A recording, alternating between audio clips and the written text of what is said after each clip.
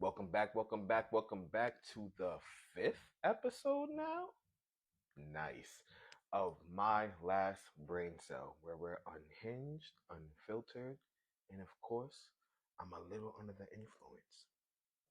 Now, last episode, I said I wanted to talk to you guys about this thing on my wrist, but before I do, I had a really random thought that popped into my head moments before I sat down in this chair to deliver this episode.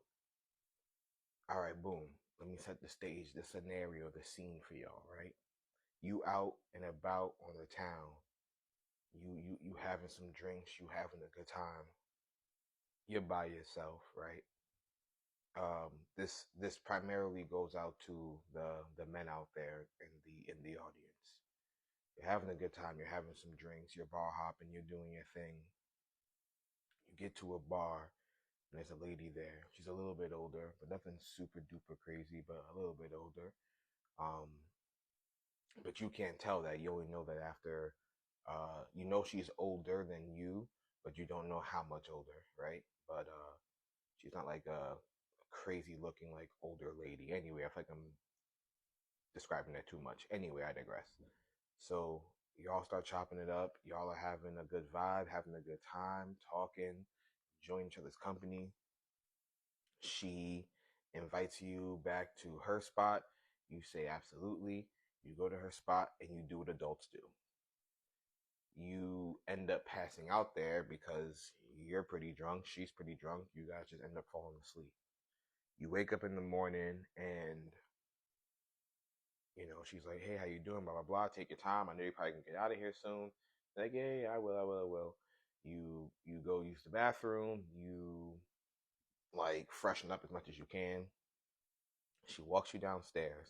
And as you're walking downstairs, you're catching glimpses of like family photos, and you realize that one of your friends is her son. What do you do?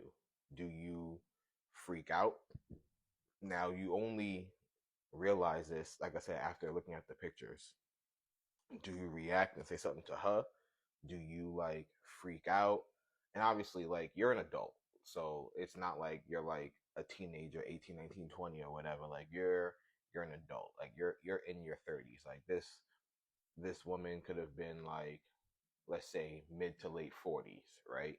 So it's it's reasonable that she could have a kid that's your age, right? So what do you do? Do you freak out? Do you say something to her? Do you mention it to your friend? Do you take it to the grave?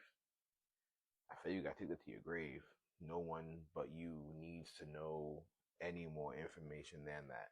Like, that, it just needs to stop right there. Like, no one else has to know. You can never go back there. It doesn't matter how great it was. You can never go back there. But you need to take that information to your grave. All right. Anyway, I want to quickly talk to y'all about this thing that's on my wrist. This thing is called a Whoop. And what it does is it tracks like a bunch of different things for your health.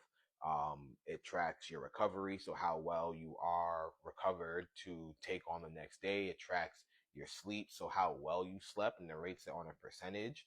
And it also tracks your strain, so how much your body is going through. It tracks stress and a bunch of other things. I've had it for about a week and it's really cool. It syncs up with my Apple Watch to like get the workouts that I do, and it's a really sweet piece of technology. It's super like low tech comparatively.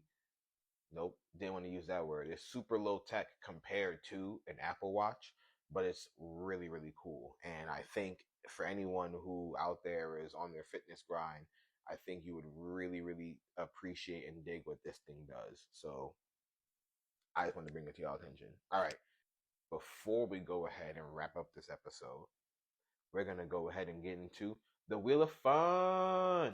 Y'all know what it is, the Wheel of Fun, where I spin this bad boy. We talk about a topic. Let's see what's on today's menu.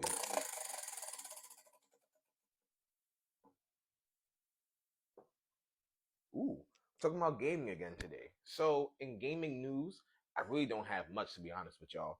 I feel like multiplayer games have not been what they need to be these days.